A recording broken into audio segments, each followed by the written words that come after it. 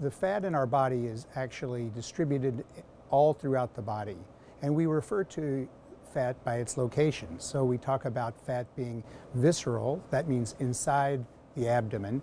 That fat is part of around our intestine, around our liver, our gallbladder, our kidneys. That's visceral fat. And then we talk also about subcutaneous fat, and that's mostly the fat you see. It's the fat under the skin. It's the fat that forms the hips and the thighs, the breasts, fat throughout the body, under the arms, under the face, and cheekbones. These two different kinds of fat are really very different in terms of the way they function. So we know that visceral fat, that is this intra-abdominal fat, is the fat that's linked to diabetes because it causes insulin resistance, whereas subcutaneous fat actually doesn't cause insulin resistance, and some people even have shown that it may have protective effects on metabolism.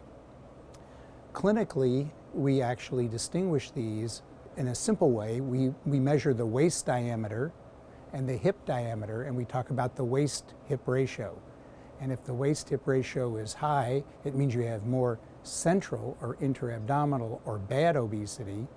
And if the waist-hip ratio is low, that is your hips are bigger than your waist, then you have more obesity in the hips, and this tends to actually be beneficial, or at least not harmful to metabolism.